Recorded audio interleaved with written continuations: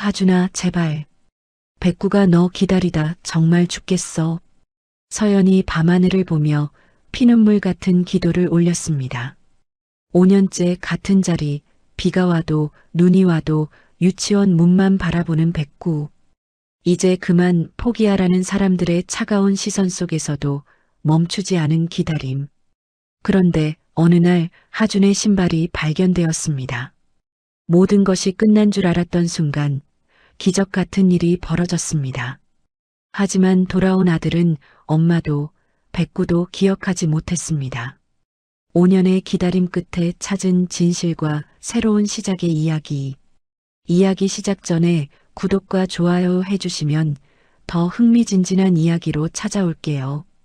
오늘의 사연 지금 시작합니다. 비가 억수같이 쏟아지는 오후였습니다. 굳게 닫힌 폐유치원 철문 앞에 백구가 미동도 없이 앉아 있었습니다. 하얀 털은 빗물에 젖어 누렇게 변했고 앙상한 등뼈가 도드라져 보였습니다. 박서연이 떨리는 손으로 우산을 받쳐들고 백구에게 다가왔습니다. 김이 모락모락 나는 따뜻한 밥그릇을 백구 앞에 조심스럽게 내려놓았습니다. 백구야, 밥 먹자. 서연의 목소리가 금방이라도 울음이 터질 듯 떨렸습니다. 우리 하준이 곧 올 거야. 백구가 고개를 들어 서연을 바라봤습니다. 축 늘어진 눈가에 빗물이 맺혀 있었습니다. 하지만 유치원 문 쪽으로 다시 고개를 돌렸습니다. 서연이 백구의 젖은 등을 쓰다듬었습니다. 5년이나 됐는데도 이렇게 기다려주니까 고마워. 빗소리가 더욱 거세졌습니다.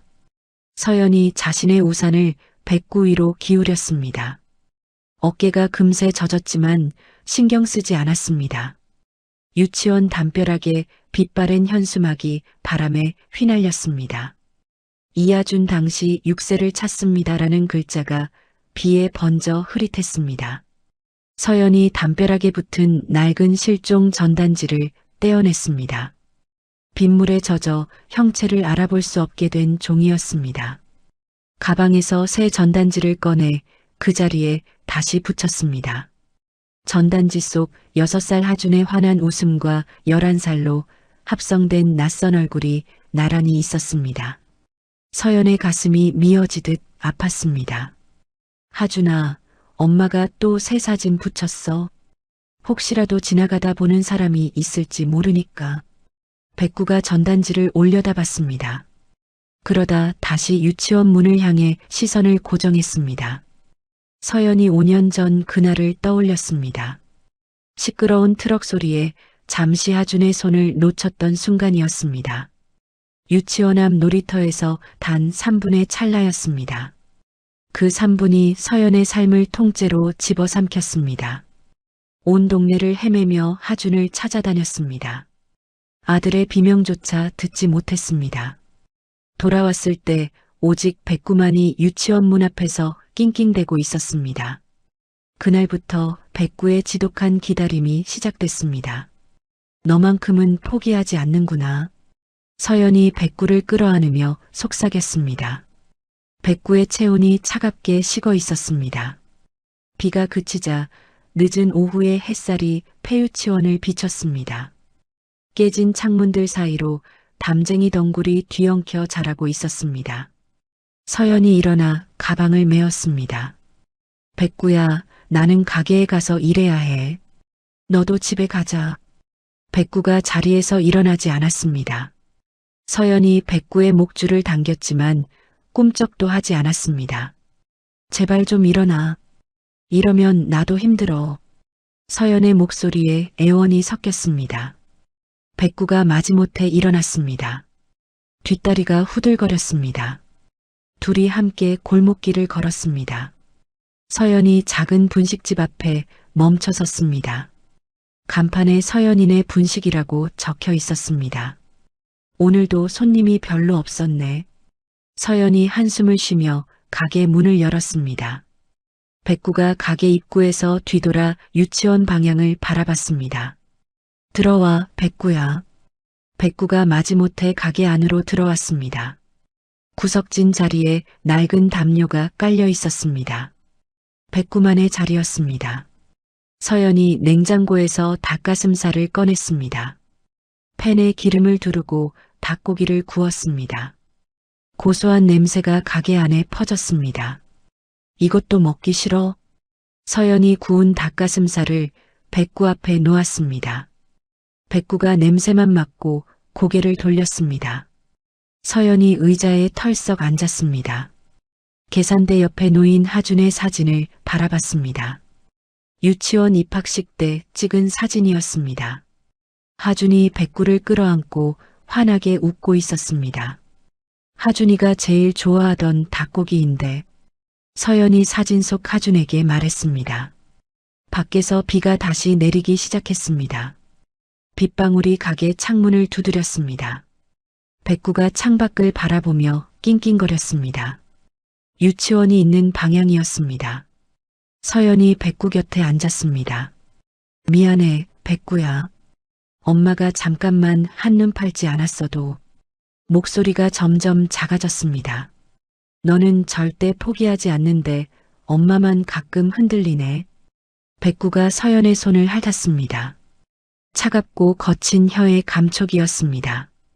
밤이 깊어갔습니다. 서연이 가게 문을 닫고 백구와 함께 작은 원룸으로 향했습니다. 원룸 한쪽 벽면에 하준의 사진들이 빼곡했습니다.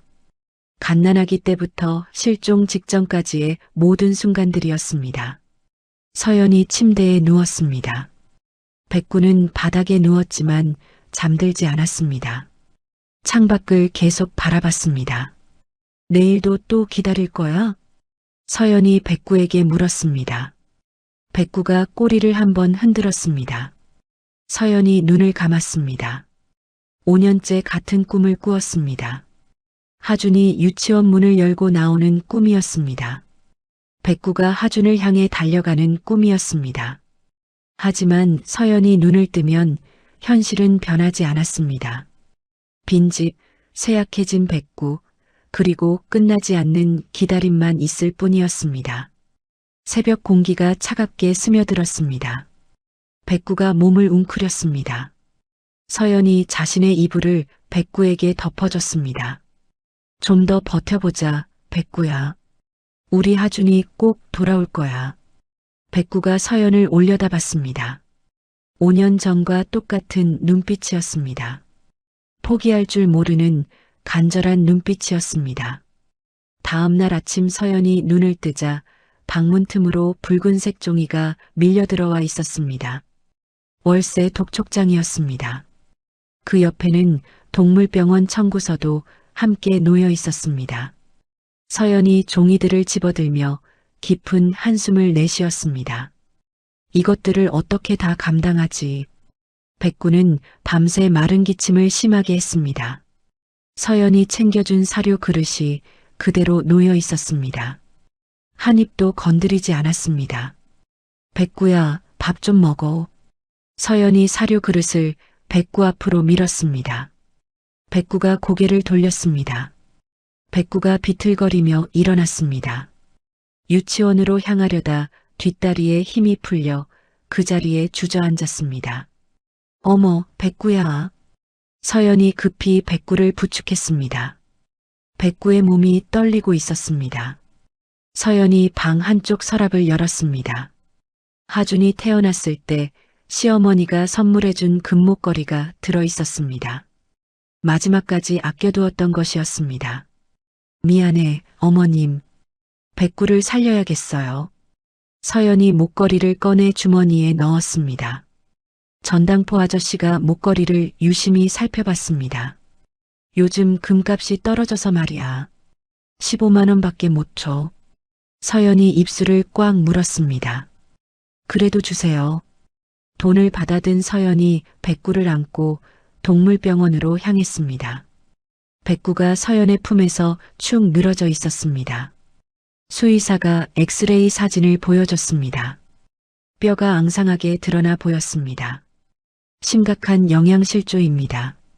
관절염도 많이 진행됐고요. 수의사가 안경을 벗으며 말을 이었습니다. 이대로 밖에 계속 두시면 안락사도 고려해 보셔야 할 것 같습니다. 서연의 얼굴이 하얗게 질렸습니다. 그게 무슨 말씀이세요?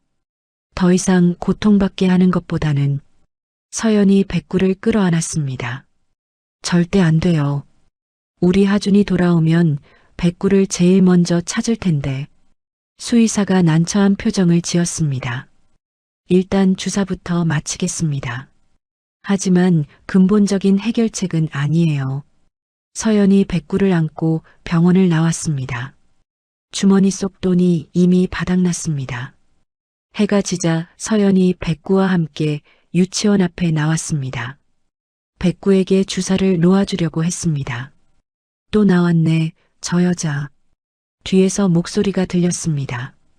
옆집에 사는 아주머니였습니다. 5년째 저러고 있어. 징하지 않아? 다른 아주머니가 고개를 저었습니다. 저게 때문에 동리가 시끄러워. 밤새 지저대잖아. 서연이 몸을 돌렸습니다. 백구는 짖지 않아요. 그냥 조용히 앉아 있을 뿐이에요. 아이 글쎄요. 어차피 죽은 애인데 언제까지 저럴 거예요? 아주머니의 말에 서연의 주먹이 떨렸습니다. 우리 하준이는 안 죽었어요. 그럼 5년 동안 어디 있었는데요? 정신 좀 차리세요. 아주머니들이 수군거리며 지나갔습니다. 서연이 백구를 더 꽉 안았습니다. 그때 취한 남자들이 지나가다 멈춰 섰습니다. 아직도 저러고 있네. 정말 징하다. 한 남자가 비웃으며 말했습니다. 걔가 불쌍한 건지 여자가 미련한 건지 백구가 남자들을 향해 힘겹게 짖었습니다. 목소리가 잠겨서 제대로 나오지 않았습니다. 짖지 마, 백구야. 서연이 백구를 진정시켰습니다. 남자들이 낄낄거리며 지나갔습니다. 서연이 백구를 감싸 안았습니다. 우리 하준이 꼭 돌아올 거야. 저 사람들 말이 틀렸어. 서연의 목소리가 공허하게 흩어졌습니다. 한편 관할 경찰서에서는 김 형사가 파일을 정리하고 있었습니다. 하준의 실종 사건 파일이었습니다. 먼지가 두텁게 쌓여 있었습니다. 새로 부임한 젊은 형사가 다가왔습니다. 이 파일은 뭐예요? 김 형사가 한숨을 쉬었습니다. 5년 전 실종 사건이야. 이제 장기 미제함으로 옮겨야 해. 젊은 형사가 파일을 훑어봤습니다. 단순 실종으로 보기엔 석연치 않은 부분이 많네요. 그래서 계속 수사했지만 실마리를 찾지 못했어. 김 형사가 파일에 코멘트를 추가했습니다. 범죄 연루 가능성 높음이라고 적었습니다. 젊은 형사가 파일을 캐비닛 가장 아래 칸에 넣었습니다. 무심하게 문을 닫았습니다. 서연이 집에 돌아와 컴퓨터를 켰습니다. 방송국 시사 프로그램 홈페이지에 접속했습니다. 제보란에 하준의 이야기를 써내려갔습니다. 마지막 지푸라기라도 잡는 심정이었습니다. 손가락이 떨려서 글자를 제대로 칠 수 없었습니다. 며칠 후 답변이 왔습니다. 너무 오래된 사건이라 방송이 어려울 것 같습니다. 차가운 문장이었습니다. 서연이 모니터를 끄고 방바닥에 주저앉았습니다. 이제 정말 아무도 우리를 도와주지 않네. 백구가 서연 곁으로 기어왔습니다. 걷는 것조차 힘겨워 보였습니다. 서연이 백구의 머리를 쓰다듬었습니다. 백구야, 너마저 쓰러지면 나는 어떡하지? 백구가 서연의 손을 핥았습니다. 혀가 말라 있었습니다. 밤이 깊었지만 백구가 창밖만 바라봤습니다. 유치원이 있는 방향이었습니다. 서연이 낡은 담요를 백구에게 덮어줬습니다. 하준아, 제발. 서연이 밤하늘을 올려다보며 속삭였습니다. 백구가 너 기다리다 정말 죽겠어. 피눈물 같은 기도였습니다. 하지만 하늘은 침묵할 뿐이었습니다. 백구가 힘없이 눈을 감았습니다. 숨소리가 점점 약해졌습니다. 서연이 백구의 등에 손을 올렸습니다. 미약하게나마 오르내리는 것을 확인했습니다. 완전한 고립감이 서연을 덮쳤습니다. 아무도 믿어주지 않았습니다. 아무도 도와주지 않았습니다. 오직 백구만이 서연의 마지막 희망이었습니다. 그런데 그 백구마저 죽어가고 있었습니다. 백구의 기력이 거의 다한 지 일주일이 지났습니다. 서연이 작은 원룸에서 라면을 끓이고 있을 때 현관문을 두드리는 소리가 들렸습니다. 누구세요? 서연이 문 앞으로 다가갔습니다. 경찰입니다. 박서연 씨 계시죠? 익숙한 목소리였습니다. 5년 전 사건을 담당했던 김영사였습니다. 서연이 급히 문을 열었습니다. 김영사의 얼굴이 어두웠습니다. 손에는 낡은 비닐봉지를 들고 있었습니다. 형사님, 혹시 하준이가 들어가서 말씀드리죠. 김영사가 무거운 발걸음으로 방 안에 들어왔습니다. 백구가 구석에서 고개를 들었지만 일어날 힘조차 없어 보였습니다.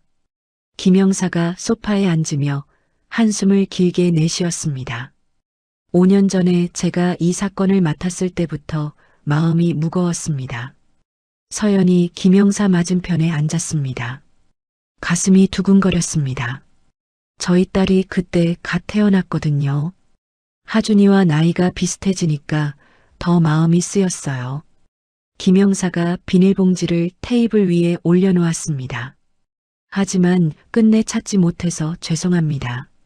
서연이 봉지를 바라봤습니다. 뭔가 들어있는 것이 보였습니다. 이게 뭐예요? 얼마 전에 유치원 인근 야산 개발 현장에서 발견됐습니다. 김영사가 봉지를 열었습니다. 안에는 빨간색 운동화 한 짝이 들어 있었습니다. 흙에 잔뜩 뒤덮여 있었습니다. 서연의 얼굴이 하얗게 질렸습니다. 이거 설마 밑창 고무가 다 사가 부스러졌어요. 공룡 그림도 거의 지워졌고요. 김영사가 조심스럽게 운동화를 꺼냈습니다. 서연이 운동화를 받아들었습니다. 손이 부들부들 떨렸습니다. 아니에요. 우리 하준이 신발 아니에요. 서연이 운동화를 부여잡고 절규했습니다. 하지만 운동화 안쪽 혀에 서툰 글씨로 적힌 이름이 너무도 선명했습니다. 이하준이라고 서연이 직접 적어둔 이름이었습니다.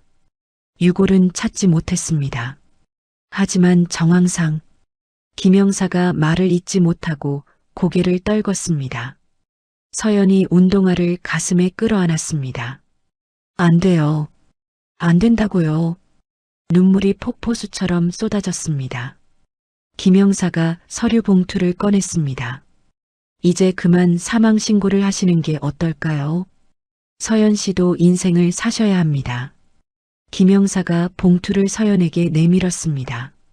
하준이도 어머니가 이렇게 힘들어하는 걸 원하지 않을 겁니다. 서연이 봉투를 받지 않았습니다. 아직 시체도 못 찾았잖아요. 어떻게 죽었다고 단정해요? 서연 씨, 현실을 받아들이셔야 해요.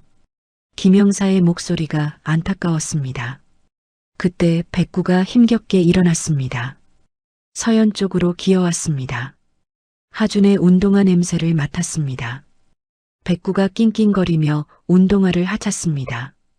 5년 전 기억이 되살아나는 것 같았습니다. 서연이 그 광경을 보다가 하늘이 무너지는 듯한 충격에 그 자리에서 쓰러졌습니다. 서연 씨, 서연 씨. 김영사가 급히 119에 신고했습니다. 병원 응급실에 실려온 서연이 가까스로 눈을 떴습니다. 천장에 형광등이 눈부셨습니다. 소식을 듣고 찾아온 시어머니가 병상 옆에 앉아 있었습니다. 눈이 퉁퉁 부어 있었습니다. 서연아, 이제 정신 차려라. 시어머니가 서연의 손을 잡았습니다. 그놈의 개새끼 때문에 네가 이 고생이다.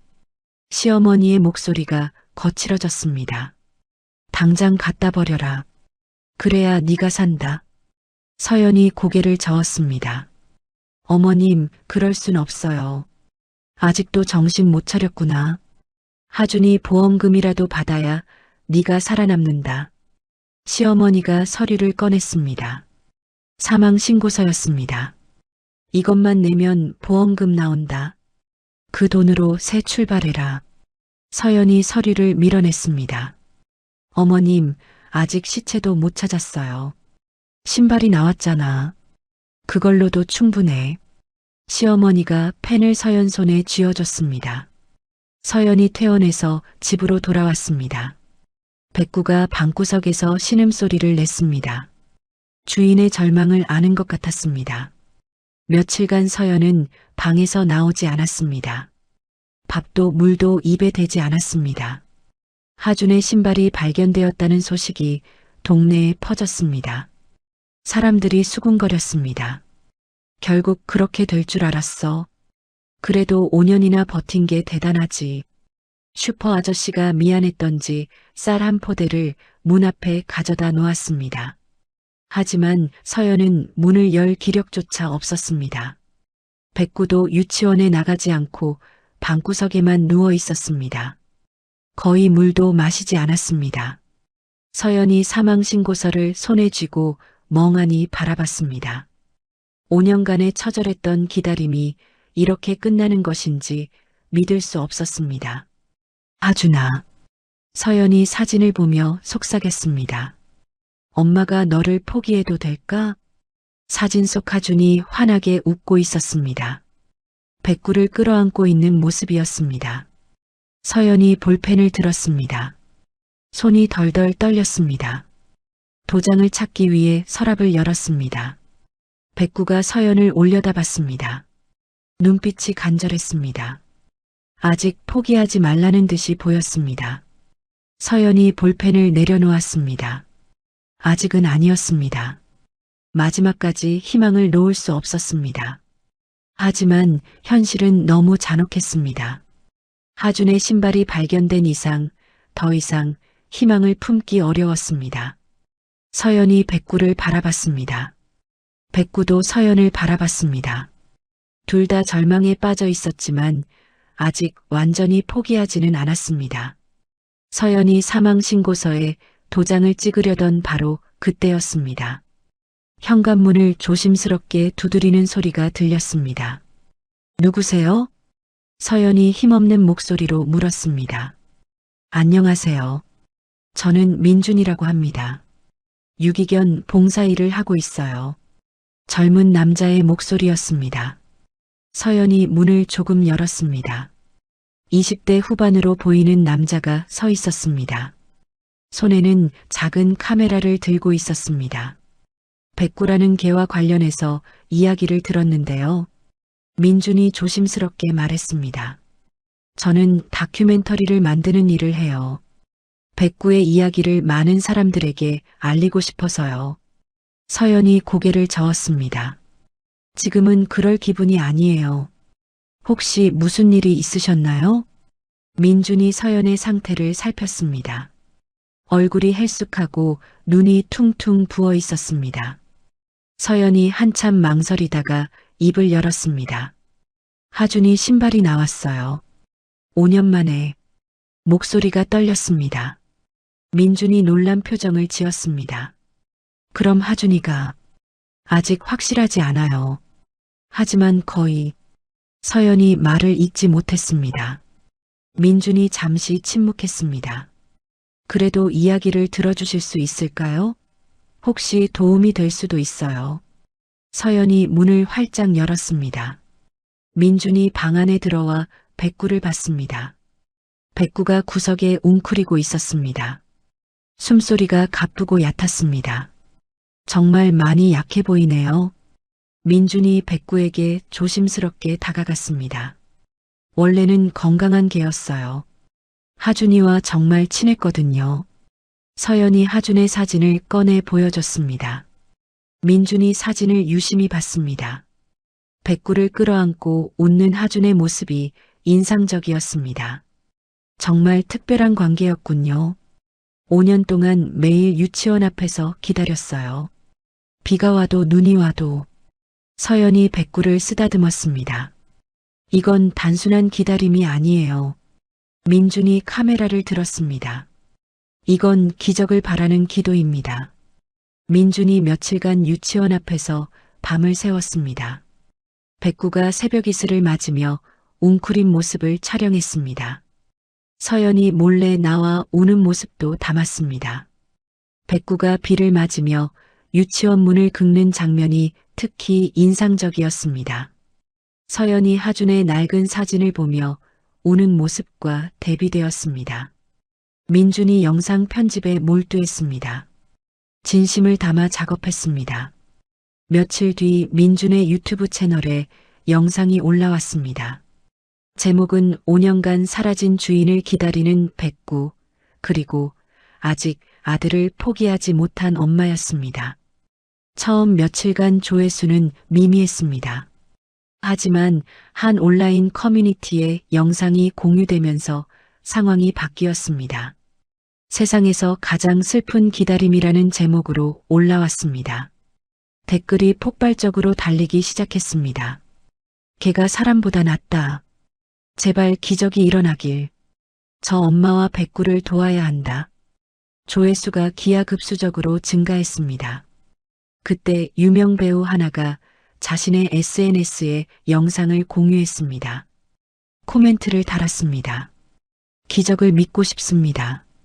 이 아이를 함께 찾아주세요. 영상이 순식간에 급상승 동영상 1위에 올랐습니다. 조회수가 100만을 넘어섰습니다. 주요 언론사에서도 이 사연을 보도하기 시작했습니다.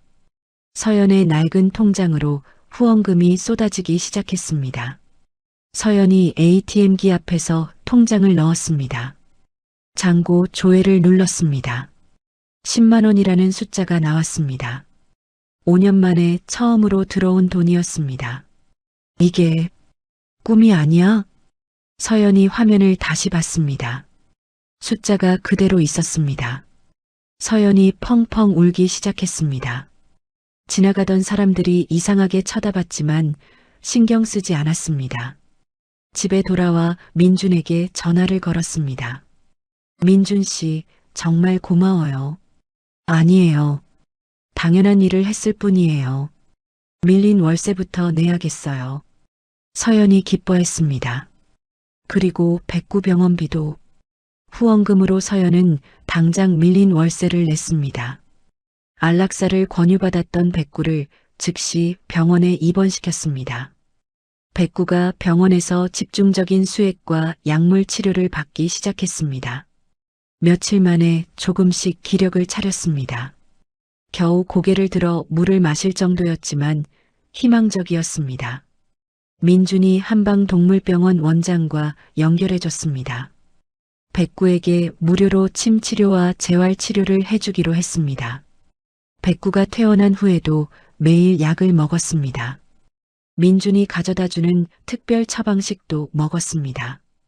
더디지만 꾸준히 회복의 기미를 보였습니다. 민준이 서연을 찾아왔습니다. 이 영상이 꼭 하준이를 찾는데 도움이 될 거예요. 민준이 노트북을 켰습니다. 영상 하단에 새로운 이메일 주소가 추가되어 있었습니다. 실종 아동 제보를 받기 위한 거예요. 서연이 화면을 바라봤습니다. 수많은 댓글들이 달려 있었습니다. 전국에서 응원 메시지가 쏟아지고 있었습니다. 정말 많은 분들이 도와주시네요. 하준이 찾는 일에 도움이 될 거예요. 분명히요. 민준이 자신 있게 말했습니다. 서연이 백구를 안았습니다. 백구의 몸이 예전보다 따뜻했습니다. 백구야, 우리한테 희망이 생겼어. 백구가 꼬리를 살짝 흔들었습니다.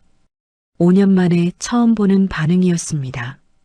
밖에서는 여전히 비가 내리고 있었습니다. 하지만 이제 그 비가 절망이 아닌 희망처럼 느껴졌습니다. 전국에서 쏟아지는 관심과 응원이 서연과 백구에게 새로운 힘이 되고 있었습니다. 5년간의 어둠 속에서 마침내 한 줄기 빛이 비치기 시작했습니다. 영상이 전국적으로 화제가 된 지 일주일째 되던 날이었습니다. 강원도 외곽의 한 작은 보육원에서 근무하는 교사 지선이 쉬는 시간에 휴대폰을 보고 있었습니다. 백구 영상 한번 봐야겠다. 지선이 영상을 클릭했습니다. 유치원 현수막에 걸린 하준의 5년 전 사진이 화면에 나왔습니다. 지선의 손이 떨렸습니다. 숨이 멎는 것 같았습니다.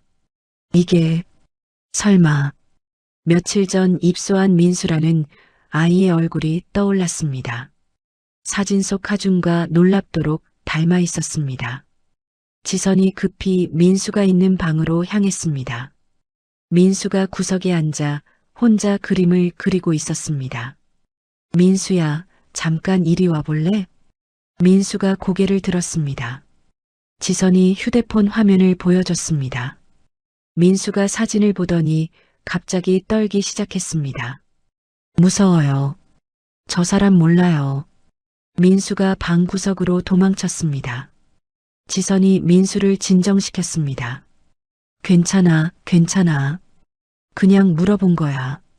하지만 지선의 확신은 더욱 커졌습니다. 민수의 귀 뒤에 있는 작은 점까지 똑같았습니다. 민수는 5년간 한 노파에 의해 감금되다시피 길러졌습니다. 외딴 산골집에서 죽은 손자로 불리며 살았습니다. 노파가 사망한 후 며칠간 방치되었다가 이웃이 발견해 구조되었습니다. 아이는 발견 당시 심각한 영양실조 상태였습니다. 사람의 목소리에도 극심한 공포 반응을 보였습니다. 자신의 이름조차 말하지 못했습니다. 특히 창고나개라는 단어만 들어도 발작에 가까운 경련을 일으켰습니다. 보육원 교사들이 의아하게 생각하던 부분이었습니다. 지선이 떨리는 마음으로 민준에게 이메일을 보냈습니다. 사진 속 아이와 너무 닮은 아이를 보호하고 있습니다. 아이의 귀 뒤에 작은 점이 있습니다. 이메일을 받은 민준이 즉시 서연에게 연락했습니다. 서연 씨, 큰일입니다. 민준의 목소리가 흥분되어 있었습니다. 강원도에서 제보가 왔어요. 하준이와 닮은 아이가 있대요. 서연이 전화기를 떨어뜨릴 뻔했습니다. 정말요? 정말 그런 일이? 지금 바로 가봐야 해요. 차 가져올게요. 민준과 서연이 한밤중에 차를 몰고 강원도로 향했습니다. 서연은 차 안에서 5년 만에 심장이 터질 듯이 뛰는 것을 느꼈습니다. 하준아, 하준아. 서연이 하준의 이름을 계속 되뇌었습니다. 서연이 하준이 5년 전 가장 좋아했던 공룡 인형을 가방에 챙겼습니다. 만약 하준이가 아니면 어떡하지? 두려움이 밀려왔습니다. 제발 하준이어야 한다. 희망과 절망 사이에서 밤새 고통스러워했습니다. 다음 날 아침 보육원에 도착했습니다. 원장이 서연과 민준을 맞았습니다. 정말 많이 오셨네요. 원장이 안내했습니다. 아이가 아직 많이 위축되어 있어요. 조심스럽게 접근해 주세요. 보육원 상담실에서 민수와 마주했습니다. 11살이 되어 훌쩍 커진 모습이었습니다. 하지만 눈매와 귀 뒤의 작은 점은 의심할 여지가 없었습니다. 서연의 다리에 힘이 빠졌습니다. 하준이. 하지만 하준은 낯선 서연을 전혀 알아보지 못했습니다. 누구세요? 저리 가요. 하준이 상담실 구석으로 도망쳤습니다. 몸을 웅크렸습니다. 서연이 다가가려 했습니다. 하준아, 엄마야. 엄마 몰라? 하준이 더욱 떨었습니다. 몰라요. 가요. 경찰이 즉시 입회했습니다. 긴급 유전자 검사가 진행되었습니다. 서연이 하준의 머리카락 몇 올을 건네받았습니다. 피가 마르는 며칠을 기다려야 했습니다. 기다리는 동안 서연은 보육원 근처 여관에 머물렀습니다. 매일 하준이 밥 먹는 모습을 보육원 창문 너머로 멀리서 지켜봤습니다. 하준이 밥을 먹을 때마다 서연의 눈에 눈물이 고였습니다. 우리 하준이 맞아. 저 애가 우리 하준이야. 하지만 확신은 유전자 검사 결과를 기다려야 했습니다. 마침내 결과 통보서가 경찰을 통해 전달되었습니다. 김영사가 직접 가져왔습니다. 친자관계 99.9% 일치입니다. 김영사가 서류를 건네며 말했습니다. 서연이 그 자리에서 무릎을 꿇었습니다. 하준아. 서연이 하준을 끌어안았습니다. 5년치의 눈물을 쏟아내며 오열했습니다. 하준아, 엄마야. 엄마가 미안해. 늦게 와서 미안해. 하준은 낯선 여자의 품에서 몸을 굳혔습니다.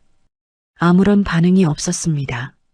그저 창밖의 새를 멍하니 바라볼 뿐이었습니다. 하준아, 백구도 너 기다리고 있어. 서연이 하준에게 속삭였습니다.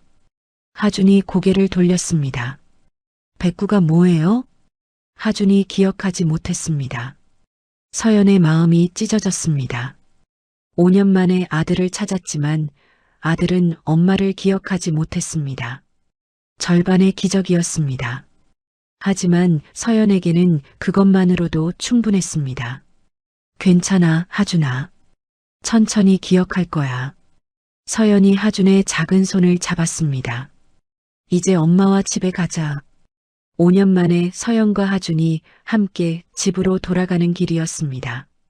백구가 기다리고 있을 집으로 향하는 길이었습니다. 기적은 일어났습니다. 하지만 진짜 기적은 이제부터 시작이었습니다.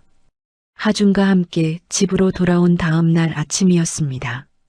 서연이 5년간 아들을 기다려준 백구와 하준을 드디어 만나게 했습니다. 백구가 하준의 냄새를 맡자 꼬리를 흔들며 다가갔습니다. 5년을 기다린 주인을 마침내 만난 순간이었습니다. 하지만 하준이 백구를 보자마자 새파랗게 질렸습니다. 으악! 하준이 비명을 지르며 뒤로 물러났습니다. 저리 가. 무서워. 하준이 알아들을 수 없는 단어들을 외치며 방으로 도망쳤습니다. 창고에 넣지 마. 그토록 기다렸던 작은 주인이 자신을 거부하자 백구는 상처받은 눈으로 그 자리에 얼어붙었습니다. 서연이 급히 하준을 쫓아갔습니다. 하준아, 괜찮아. 백구는 무섭지 않아. 하준이 이불 속으로 파고들었습니다. 싫어요. 무서워요. 하준이 떨고 있었습니다. 서연이 당황해서 민준에게 전화했습니다. 민준 씨, 하준이가 백구를 너무 무서워해요. 아동심리 전문의를 만나봐야겠어요.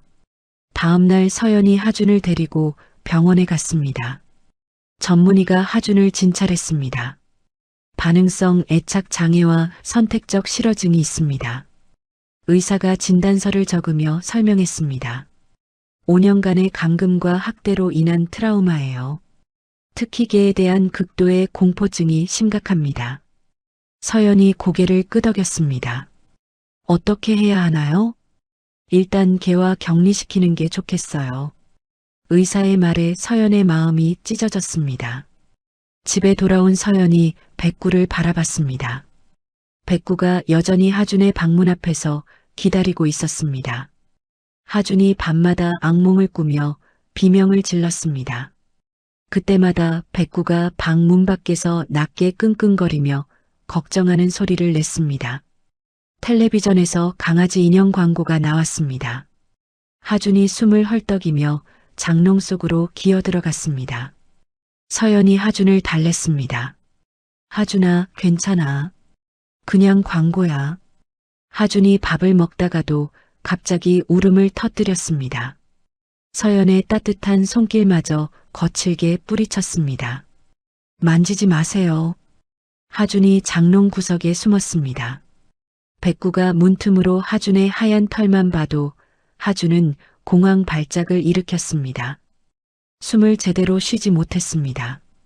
서연이 눈물을 머금고 결정했습니다. 민준 씨, 백구를 잠시 맡아주실 수 있나요? 민준이 운영하는 임시보호소로 백구를 보내야 했습니다. 백구를 데려가는 날 서연의 마음이 찢어졌습니다. 미안해, 백구야.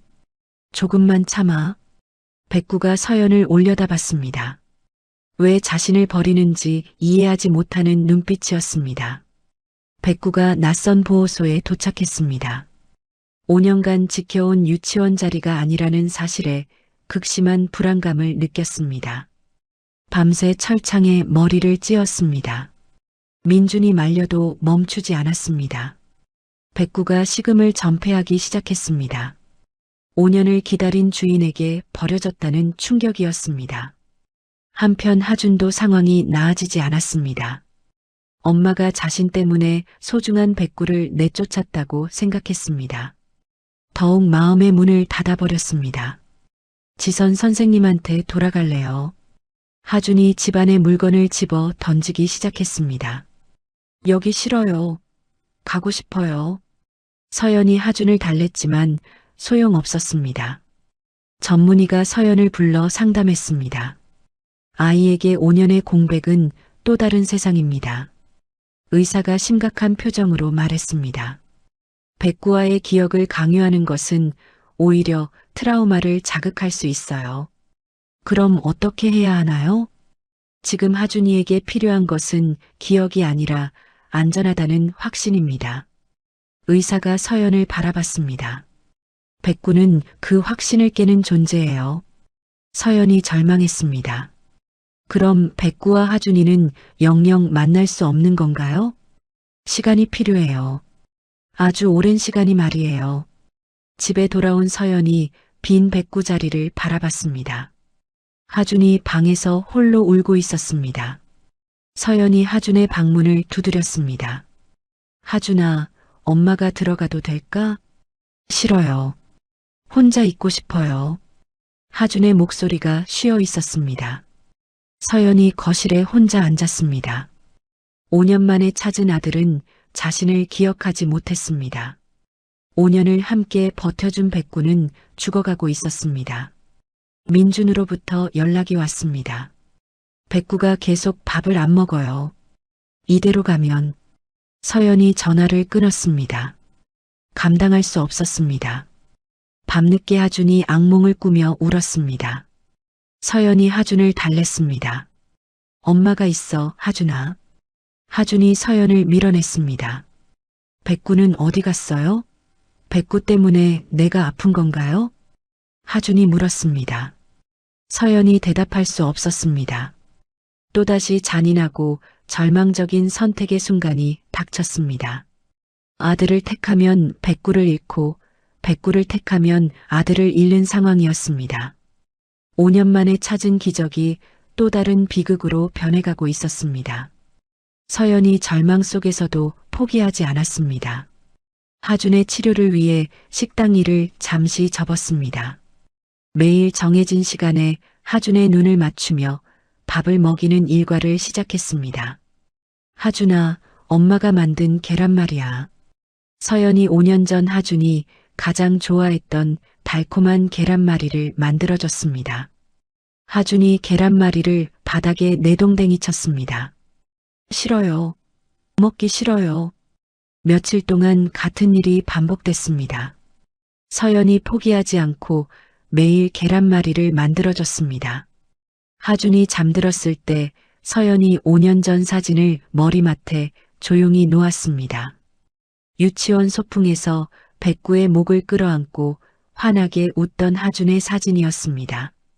한편 임시보호소에서 쇠약해진 백구를 돌보던 민준이 새로운 방법을 찾고 있었습니다. 백구가 무서운 게 아니라 과거의 기억이 무서운 거군요.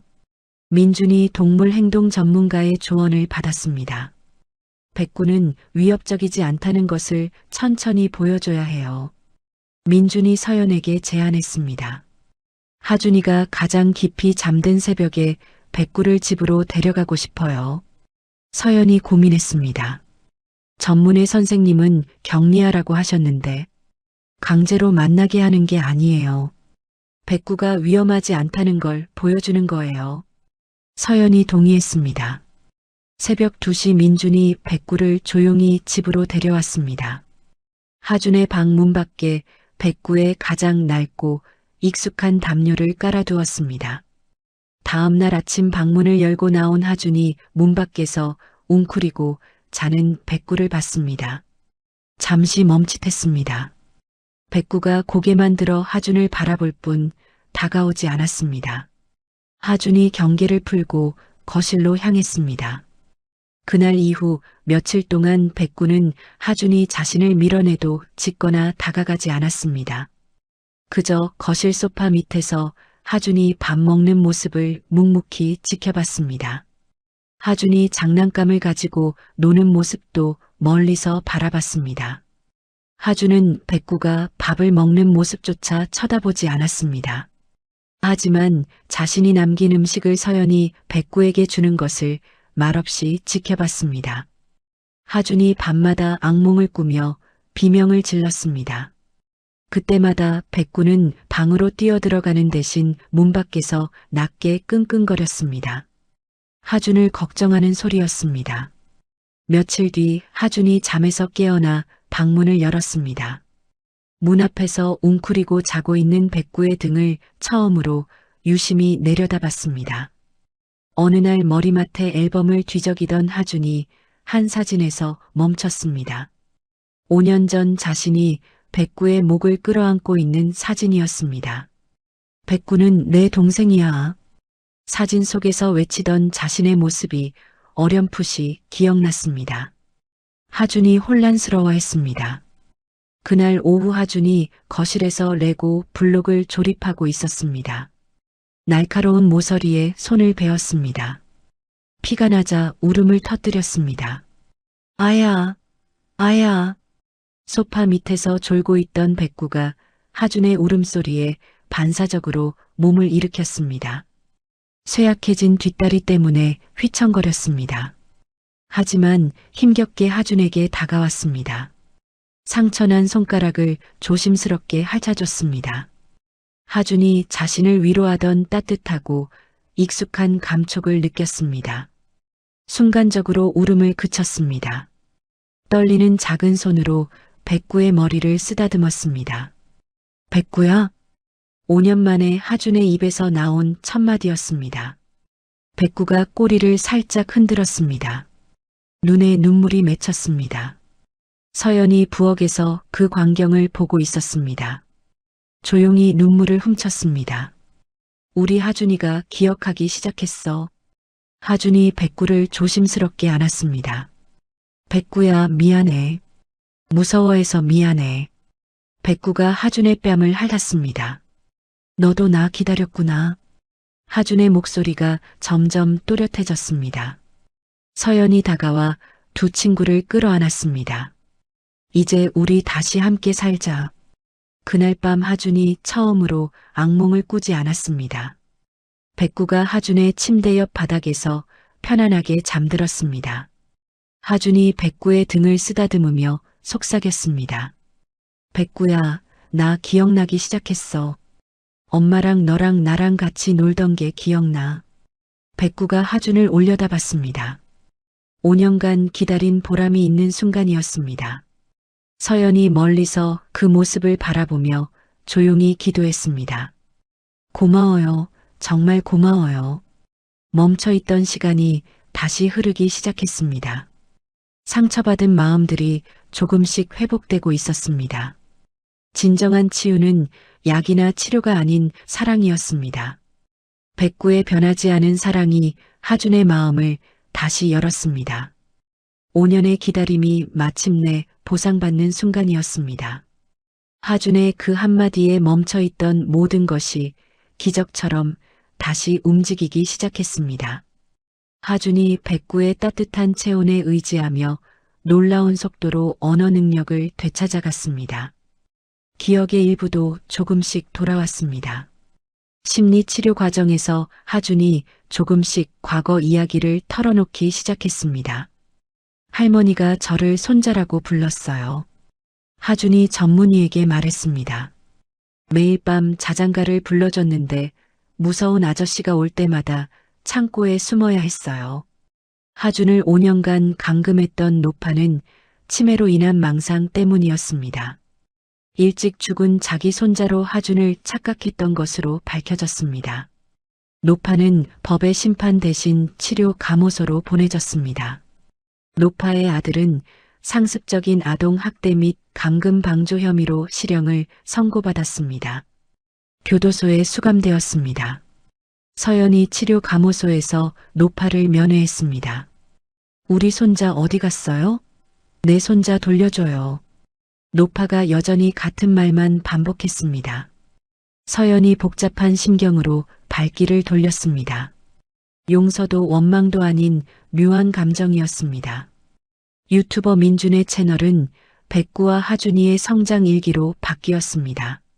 수많은 사람의 응원과 후원이 계속 이어졌습니다. 서연이 작은 분식집을 다시 열어 안정을 되찾았습니다. 분식집 한쪽 벽면에는 전국에서 보낸 그림과 편지들이 가득했습니다. 하준과 백구를 응원하는 마음들이었습니다. 엄마, 이 그림 정말 예뻐요. 하준이 한 초등학생이 보낸 그림을 가리켰습니다. 백구와 하준이 함께 웃고 있는 모습이었습니다. 우리를 이렇게 많은 분들이 응원해 주시는구나. 서연이 하준의 머리를 쓰다듬었습니다. 그로부터 1년이 지났습니다. 12살이 된 하준은 여전히 주 1회 심리 치료를 받고 있었습니다. 하지만 이제는 백구의 목줄을 쥐고 동네 산책을 시킬 만큼 씩씩해졌습니다. 백구야, 오늘은 공원까지 가볼까? 하준이 백구에게 말했습니다. 백구가 꼬리를 흔들며 대답했습니다. 학교에서 하준이 나의 가족이라는 주제로 그림을 그렸습니다. 엄마와 자신, 그리고 백구가 함께 웃는 모습이었습니다. 교실 뒤편에 자랑스럽게 붙여두었습니다. 하준이 그림 정말 잘 그렸네. 담임 선생님이 칭찬했습니다. 백구가 모델이에요. 하준이 환하게 웃었습니다. 어느 화창한 봄날이었습니다. 서연과 하준, 그리고 이제는 노견이 되어 걸음이 눈에 띄게 느려진 백구가 함께 나들이를 나왔습니다. 5년 동안 떠나지 못했던 그 유치원 터를 다시 찾았습니다. 어머, 여기가 이렇게 바뀌었구나. 서연이 놀라며 말했습니다. 흉물스럽게 방치되었던 폐유치원은 아이들을 위한 작은 공원으로 말끔하게 바뀌었습니다. 그 입구에는 백구를 꼭 닮은 작은 동상이 세워져 있었습니다. 동상 밑에는 기다림의 기적이라는 이름이 새겨져 있었습니다. 포기하지 않는 모든 기다림을 응원합니다. 그 아래 문구를 하준이 소리내어 읽었습니다. 민준 형이랑 구독자분들이 성금을 모아서 만들어주신 거야. 서연이 설명했습니다. 하준이 백구 동상을 쓰다듬었습니다. 그러고는 옆에 앉은 실제 백구를 끌어안았습니다. 백구야, 이제 여기서 기다리지 마. 하준이 백구에게 속삭였습니다. 우리 집에 같이 가자. 백구가 하준의 얼굴을 핥았습니다. 백구는 5년간 매일 앉아있던 그 자리에서 하준의 따뜻한 손길을 받으며 편안하게 눈을 감았습니다. 따스한 봄 햇살을 온몸으로 느꼈습니다. 백구야, 고생 많았어. 서연이 백구의 머리를 쓰다듬었습니다. 이제 정말 끝났구나. 서연이 두 소중한 가족을 바라보며 조용히 감사의 눈물을 훔쳤습니다. 5년의 지옥 같던 시간이 오늘 이 순간을 위한 기나긴 과정이었음을 깨달았습니다. 엄마, 우리 이제 정말 행복한 거죠? 하준이 서연을 올려다보며 물었습니다. 그럼 우리 가장 행복해. 서연이 대답했습니다. 세 식구는 아픔의 상징이었던 유치원 터를 뒤로하고 새로운 희망의 공간으로 바뀐 공원을 따라 걸었습니다. 서로에게 의지하며 천천히 함께 걸어나갔습니다. 백구의 걸음은 예전보다 느렸지만 더 이상 혼자가 아니었습니다. 하준의 작은 손이 목줄을 잡고 있었습니다. 서연의 따뜻한 시선이 두 친구를 지켜보고 있었습니다. 5년의 기다림 끝에 찾은 진정한 가족이었습니다. 상처는 아물었고 사랑은 더욱 깊어졌습니다. 새로운 시작을 향해 걸어가는 세 식구의 발걸음이 가벼웠습니다. 기적은 끝이 아니라 새로운 시작이었습니다. 5년간의 기다림이 마침내 보상받는 순간을 지켜보셨습니다. 백구와 서연 그리고 하준이의 이야기는 우리에게 많은 것을 생각하게 합니다. 포기하지 않는 사랑의 힘, 희망을 놓지 않는 용기, 그리고 진정한 가족의 의미가 무엇인지 말입니다. 때로는 기적이 우리가 원하는 모습으로 찾아오지 않을 수도 있습니다. 하준이는 돌아왔지만 기억을 잃었고 백구를 무서워했습니다. 하지만 진짜 기적은 서로를 향한 변치 않는 사랑이었습니다. 세상에는 아직도 많은 백구와 서연들이 있을 것입니다. 누군가를 기다리고 희망을 놓지 않으며 사랑으로 버텨내는 사람들 말입니다. 이들의 이야기가 우리에게 전하는 메시지는 분명합니다. 사랑은 시간도 고통도 심지어 기억의 상실까지도 이겨낼 수 있다는 것입니다. 이야기를 끝까지 들어주셔서 감사합니다. 누군가의 이야기 속에서 당신의 마음이 쉬어갈 수 있길 바랍니다. 구독과 좋아요로 이 따뜻한 여정을 함께 해주세요. 다음 이야기에서 또 만나요.